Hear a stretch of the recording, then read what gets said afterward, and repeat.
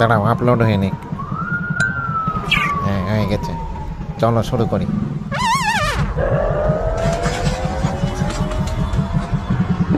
একটা ভিডিওর শুরুতেই যদি এই অবস্থা থাকে তাহলে তো বুঝতেই পারছো যে ভিতরে আর কি কি হতে পারে। মোটো ব্লগ 1 আর 2-তে তো মনে করো যে আমি তোমাদেরকে দিনে দুপুরে ঘটে যাওয়া কিছু কাহিনী দেখাইছিলাম, কিন্তু মোটো ব্লগ 3-তে তোমাদের আমি রাতের অন্ধকারে ঢাকা শহরে ঘটে যাওয়া কিছু অদ্ভুত অদ্ভুত এই দেখো, মানে এদের ভয় ডর বলতে কিছু নাই। হ্যাঁ দেখ, দুইটা বাসের মাঝখান দিয়ে রাস্তা পার হচ্ছে। দেখো এই যে মোটো ব্লগ 1-এ আমি এই যে দুজনের পায়ে পা মিলায় হাঁটে আসার একটা সিন দেখাইছিলাম না, হ্যাঁ ওটা ছিল 2021 সালের কাহিনী। হ্যাঁ আর এখন 2024 সালে ওই একই জায়গায় ওই একই ভাবে দুজন পায়ে পা মিলে রাস্তা পার হচ্ছে। দেখো তো ভয় লাগে না এসব দেখলে? যাক, তারপরেও এটা বাংলাদেশ, এটা ভাবে পরের দিন নিজেকে সান্ত্বনা দিয়ে আমি আবার মাঠে নেমে গেলাম। কারণ বাংলাদেশে বাইক চালাতে গেলে তো মনে করো যে সব কিছুর জন্য প্রস্তুত থাকা লাগে, বুঝতে পারলে তো? কিন্তু তাই বলে যে হঠাৎ করে আমার বাইকে কান্নাকার পলিথিন উড়ে চলে আসবে, হ্যাঁ এই পলিথিনের জন্য আমি জীবনে প্রস্তুত ছিলাম না, বিশ্বাস করো। আচ্ছা এবার এই সিনটা দেখো, ময়লা টানা গাড়ি কিন্তু, হ্যাঁ বাহ সুন্দর। ও রাস্তার পাশেতে ময়লা তুলে আইনি ও ময়লা আবার রাস্তায় ছিটায় বেড়াচ্ছে। দেখো মানে ঢাকা শহরে বাইক চালাতে গেলে মাঝে মাঝে এমন এমন ঘটনা তোমার চোখের সামনে ঘটে যাবে। হ্যাঁ এই দেখ, মনে হচ্ছে যে পদ্মা সেতু নিয়ে যাচ্ছে ও ট্রাকে করে। মানে এরকম বড় একটা জিনিস এরকম ছোট একটা রাস্তা দিয়ে নিয়ে যাওয়া এটা খালি বাংলাদেশেই সম্ভব। দেখো ওর জন্য পুরো পৃথিবীটাই থেমে আছে মনে হচ্ছে। আর বাদ দাও, বাংলাদেশ এটা বাংলাদেশ, খালি দেখবা আর ভুলে যাবা। হ্যাঁ মনে রাখলেই বিপদ। হ্যাঁ সাবাস, মই নিয়ে রাস্তা পার হচ্ছে। দেখো খেলা বঙ্গবন্ধু স্যাটেলাইটে উঠতে যাচ্ছে মনে হয়। এমনিতেই ঢাকা শহরে বাইক চালাতে গেলে মাথা ঠিক রাখাটা এটা বিশাল বড় একটা চ্যালেঞ্জিং একটা ব্যাপার। হ্যাঁ এটা শুধুমাত্র বাইকাররাই বোঝে। এদের আরে কতজনে, আরে থাম, রাস্তা পার হতে আছে মনে হচ্ছে যে বাসার পাশেতে পাড়া প্রতিবেশীকে ডেকে নিয়ে এসেছে, চল সবাই একসঙ্গে যায় রাস্তা পার হয়ে আসে। আরে এতে হেভি মেজাজ খারাপ লাগে গো। আর খেয়াল করে দেখবা তোমার ইমার্জেন্সি কোনো একটা জায়গায় তাড়াতাড়ি পৌঁছানো লাগবে, ঠিক ওই সময় দেখবা যে সামনে এসব কাহিনী বেশি বেশি হয়, আর তখন মেজাজটা আরো খারাপ হয়ে যায়। হ্যাঁ দেখো, দেখেছো তো, মানে মনে হচ্ছে তো বাড়ির থেকে শপথ করে বাইর হয়েছে। হ্যাঁ আজকে ঠিক এই সময় এই জায়গাটাতে পায়ে রেখে আমি রাস্তা পার হবো, ঠিক আছে জীবনে। আরে ঢাকা শহরে কিছু পথচারী আছে, হ্যাঁ দেখবা যে হন হন করে তোমার বাইকের দিকে আগায় আসছে। আর এদের আসার স্টাইলটা কিছুটা এরকম থাকে, হ্যাঁ যে তুমি ওই টাইমে ব্রেক মারলে সে তোমার বাইকে উঠে পড়তে পারে। কিন্তু আমরা বাইকাররা যতই ভুং ভাং বাইক চালাই বেড়াই না কেন, ব্রেক আমাদের মারাই লাগে, কারণ বাংলাদেশের বাস যেখানে সেখানে রাস্তাঘাটে থেমে যেতে পারে। কিন্তু এই বাসটা থামেছে কিসের জন্য জানো? এই দেখো, তোমার কাছে মনে হতে পারে যে ও আসলে একটা রিক্সা আনা, কিন্তু আসলে ও কি জানো? নবাব সিরাজউদ্দৌলা। আর রাস্তাঘাটে এরকম নবাবের বাংলাদেশে কিন্তু কোনো অভাব নাই। আবার এসব নবাবের কারণে যদি তোমার কোনো অ্যাক্সিডেন্টও হয়ে যায় তখন এদের কোনো জবাবও দিতে পারবা না। উল্টো দেখবে যে রাস্তার মানুষজন তোমাকে বলে উঠছে যে থামুন, দোষ পুরোটাই আপনার, কারণ আপনি একজন বাইকার। সুতরাং এসব ফালতু আর অযৌক্তিক ঝগড়াঝাটির ভিতরে না যায় তোমার নিজের বাইকের ব্রেকিংটাই আমার মতো একেবারে স্মুথ করে ফেলো। আর এরকম স্মুথ ব্রেকিংয়ের জন্য যদি অরিজিনাল আরসিবির প্রোডাক্ট ইনস্টল করতে চাও তাহলে সোজা চলে যাবা ইমোটো বাজার। আরে ইমোটো বাজার এমন একটা জায়গা, বিশ্বাস করো, মানে যে কোনো বাইকার এখানে গেলে এখানে মাথা টাথা পুরো পাগল হয়ে যাবে। আর পাগল হবে না কিসের জন্য? মনে করো যে বাইকের সেফটি গিয়ার্স থেকে শুরু করে একেবারে ফাংশনাল জিনিসপত্র, তারপর অরিজিনাল আরসিবির প্রোডাক্ট, এইসব দেখলে মনে হবে যে গার্লফ্রেন্ডের সঙ্গে ব্রেকআপ করে বাইকে আরসিবির প্রোডাক্ট লাগে। আর শুধু ব্রেকআপ না, ব্রেকিংয়ের জন্য মনে করো যে আরসিবির অরিজিনাল প্রোডাক্ট যদি পেতে চাও তাহলে আমি ডেসক্রিপশনে অ্যাড্রেস দিয়ে দিচ্ছি, একেবারে ঠাস করে চলে যাবা ইমোটো বাজার। আর ইমোটো বাজারের একটা জিনিস আমার কাছে পার্সোনালি অনেক বেশি ভালো লাগেছে, সেটা হচ্ছে যে বাংলাদেশের কথা চিন্তা করে ওরা রোড সেফটি আর স্মুথ ব্রেকিংয়ের কিছু ইকুইপমেন্ট নিয়ে আছে, যেগুলো অলরেডি আমি আমার বাইকে লাগাই ফেলেছি, কি আছে জীবনে।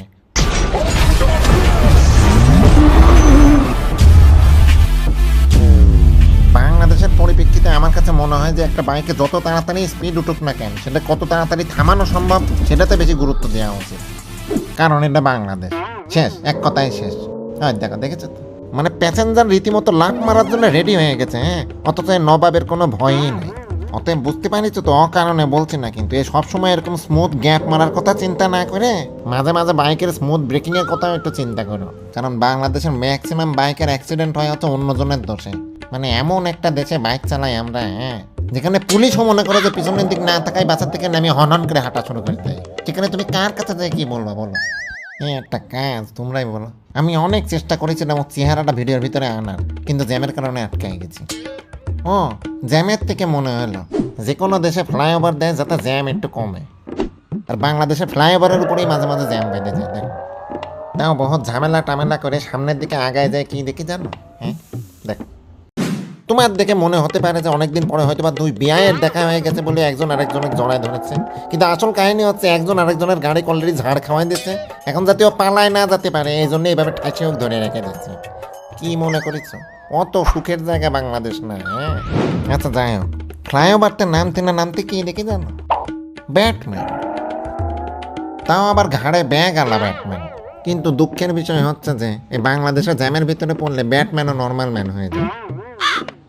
কিন্তু এই ব্যাটম্যান নর্মাল ম্যান হয়ে গেলেও এই জ্যামের ভিতরে কিছু নর্মাল ম্যানকে আবার অ্যাবনর্মাল অ্যাভেঞ্জারের মতো আচরণ করতে দেখা যায়। দেখো সে তার আঙ্গুল দিয়ে বাইক থামানোর চেষ্টা করছে। যাও তো সামনের থেকে, ছাতা করছে সামনে এসে। অবশ্য কিছু অ্যাভেঞ্জার আছে যারা গায়ের জোরে রাস্তা পার হওয়ার চেষ্টা করে। দেখো মানে মার মোর খাইয়ে তারপরে সে গায়ের জোরে রাস্তা পার হয়ে গেল। অবশ্য আমরা বাইকাররা এখন দিনে রাতে চোখের সামনে এরকম অগণিত অ্যাভেঞ্জার দেখতে দেখতে একেবারে অভ্যস্ত হয়ে গেছি বলা যায়। আর আমরা শুধু অ্যাভেঞ্জার না, আমরা আরও দুইটা জিনিস দেখে অভ্যস্ত। কি জানো? Tom and Jerry. বুঝতে পারছো কিসের কথা বলছি? হ্যাঁ আরে বাস আর সিএনজি। দেখো এই সিনটা দেখো তাহলে বুঝতে পারবা। আমি প্রথমে দেখে মনে করেছি যে মনে হয় কোনো অ্যাক্সিডেন্ট হয়েছে, পরে বুঝতে পারলাম যে কাহিনীটা কি। এই সিএনজিটা কি যেন একটা অকাম করে জেরির মতো পালাই যাওয়ার চেষ্টা করছে, কিন্তু টমের মতো করে এই বাসটা ওকে আটকে রেখে দিচ্ছে। দেখো ও যেতেই দিচ্ছে না।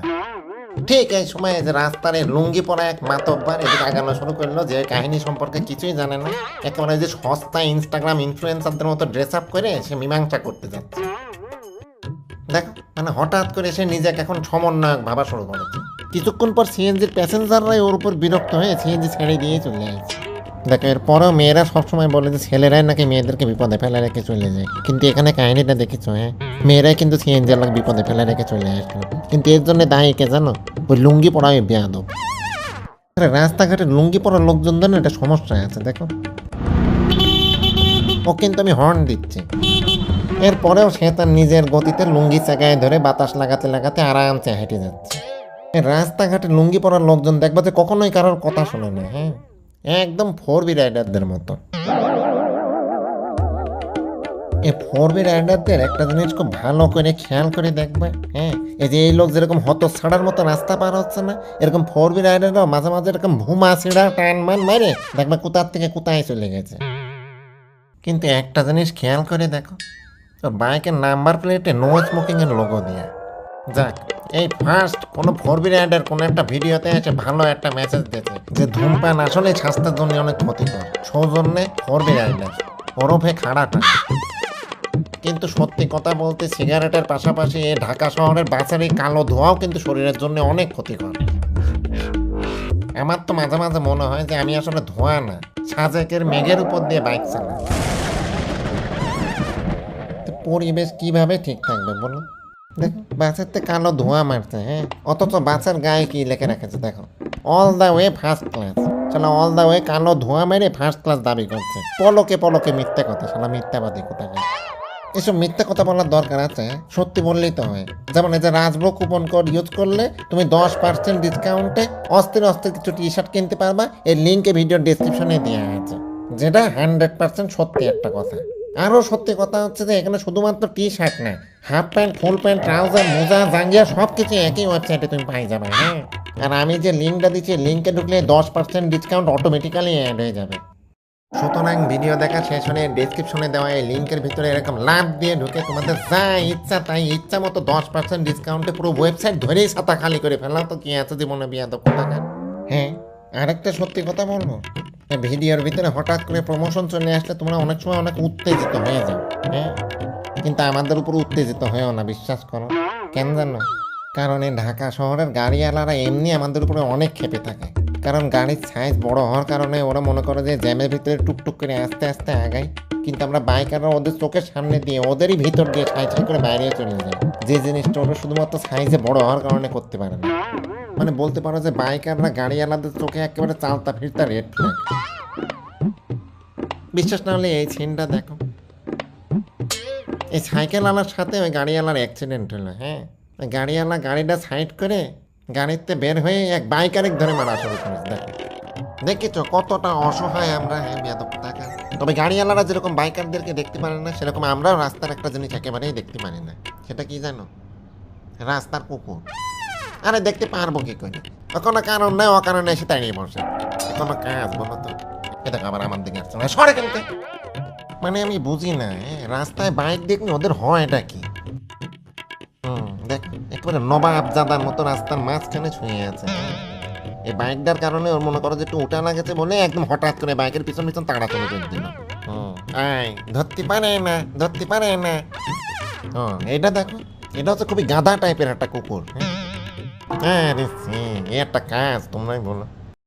মানে এক কথায় পড়ালেখা না জানলে যা হয় আর কি। হ্যাঁ, ওরা যখন হঠাৎ করে এরকম তাড়বে না, হ্যাঁ, ওদেরকে দেখে কুত্তার বাচ্চা বললে গায়ে দেবা, বুঝতে পারলেন তো? ওদের কুত্তার বাচ্চা বললে কোনো পাপও হবে না, কেন জানো? কারণ ওরা তো আসলে কুত্তার বাচ্চা। তবে আমি একটা জিনিস খেয়াল করে দেখেছি, হ্যাঁ, এই আমাদের দেশি কুকুরগুলো এই নাশকতাগুলো বেশি করে, কিন্তু এই বিদেশি কুকুরগুলো মোটামুটি একটু ফ্রেন্ডলি আছে। যদিও তারপরেও ভয়ে দূরে বসে ছবি তুলেছিলাম, কিন্তু তারপরে ওরা যথেষ্ট ফ্রেন্ডলি আছে। আমার কথা বিশ্বাস না হলে তোমার বিদেশি কোনো ফ্রেন্ড বা চাচা মামা খালুর কাছে শুনে দেখো। আর আরেকটা জিনিস জানো, তোমাদের এই বিদেশি মামা চাচা খালু বা বন্ধু যে কেউ তোমাকে $1 যদি পাঠায়, তোমার অ্যাকাউন্টে $11 ঢোকা সম্ভব। বিশ্বাস হচ্ছে না তাই তো? ট্যাপ ট্যাপ সেন্ডে রাজ কুপন কোডটা ইউজ করলে প্রথমবার টাকা পাঠানোর ক্ষেত্রে $10 বোনাস দেবে, বুঝতে পারলে তো? সুতরাং এখনই তোমার মামা চাচা খালুক ঠিক এইভাবে নক দিয়ে যায়, বলো যে বিদেশের থেকে ওইসব সাবান শ্যাম্পু না পাঠায় ট্যাপ ট্যাপ সেন্ডে টাকা পাঠাতে। এরপরেও দেখবে যে তারা ওই সাবান শ্যাম্পুই পাঠাতে চাবে, কিন্তু খবরদার ভুল করেও রাজি হবে না, কারণ $1 পাঠালে $11 ঢোকার অফার কিন্তু কোনোভাবেই মিস করা যাবে না। আর তার উপর দিয়ে ট্যাপ ট্যাপ সেন্ডে টাকা পাঠালে 2.5% পর্যন্ত গভর্নমেন্ট ইনসেন্টিভ দেয়। আর এই বিদেশি মামা চাচা খালুর কাছে টাকা নিয়ে কি করবা জানো? হ্যাঁ, ওই টাকা দিয়ে এই মোটো বাজারে যায় তোমার বাইকের জন্য অরিজিনাল আরসিবির পার্টস দিয়ে তোমার বাইকটাকে আপগ্রেড করবা, আরো স্ট্রং বানাবা। দেখেছো তো, তোমাদের টাকার ব্যবস্থা আমি করে দিচ্ছি। এরপরেও দেয় তোমরা সবসময় বলবা যে আমি খালি প্রমোশনই করি বেড়াই, কিন্তু আমি কি খালি প্রমোশনই করি নাকি? হ্যাঁ, আমি তো তোমাদের ডিসকাউন্টের ব্যবস্থাও করে দিই, তাই না? কিন্তু তোমাদেরকে আমি ডিসকাউন্ট দিলেও এই মোটো ব্লগ চলাকালীন অবস্থায় কেউ যদি আমার সামনে এসে কোনো অকাম ঘটায় ফেলে, তার জন্য কিন্তু 1% কোনো ডিসকাউন্ট নাই। হ্যাঁ, আমার বাইকের সামনে এসে উল্টো পাল্টা কিছু করলে সে তুমি যেই হও না কেন, আমি ভিডিও কিন্তু আপলোড করে দেবো। হ্যাঁ, কিচ্ছু করতে পারবা না, কারণ দেশের নাগরিক হিসাবে হলেও আমাদের সবার আসলে রাস্তাঘাটে একটু সচেতন হওয়া উচিত। আর এটা মনে হয় আমাদের সবার জন্যই অনেক ভালো। আর তোমাদের সবার উদ্দেশ্যে একটা কথা বলি, হ্যাঁ, জিনিসটা একটু প্র্যাকটিক্যালি চিন্তা করে দেখো। এই বাইকের তেলের মিটার দেখে না তাও ধরো বোঝা যায় যে বাইকটা কত দূর যাবে। হ্যাঁ, কিন্তু আমরা কেউই কিন্তু দাবি দিয়ে বলতে পারবো না যে আমরা কতদিন বেঁচে থাকবো। হ্যাঁ, সুতরাং সময় থাকতে থাকতে দিনে এক ওয়াক্ত হলেও নামাজ পড়া শুরু করো। জানি ভালো কথা বলছি, এখন মনে হয় আর ভালো লাগছে না, কিন্তু বিষয়টা একবার প্র্যাকটিক্যালি চিন্তা করে দেখো, ওইটাই সত্যি। নিজের জন্য দোয়া করো, পাশাপাশি আমার জন্য দোয়া করো যেন আমি ঠিক টাইমে ভিডিওগুলো আপলোড করতে পারি। কারণ তোমাদেরকে বিনোদন দেওয়ার জন্য মনে করো যে আমি আরেকটা বাইক নিয়েছি। আর এই বাইকের নাম হচ্ছে যে হার্ডকোর। আর এই বাইকের কাহিনী মোটো ব্লগ 4-এ দেখানো হবে।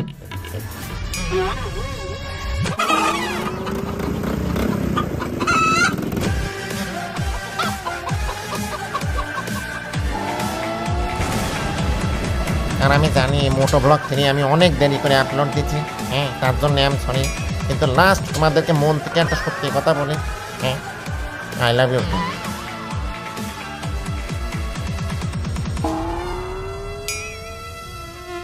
কি মৌমাছি কোথাতে আসলে কেন? আরে সে আমার লুঙ্গির ভিতর ঢুকে গেল, দেখো তো।